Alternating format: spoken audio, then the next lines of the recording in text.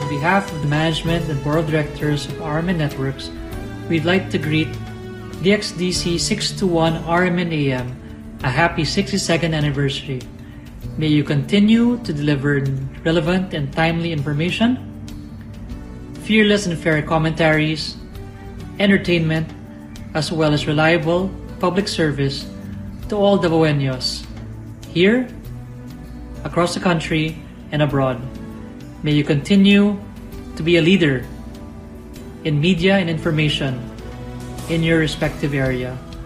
I would like to salute all our Radyoman men and women frontliners who were there even during the pandemic. May we continue to even be stronger and even better and improve ourselves throughout the years. Take care and wishing you all the best.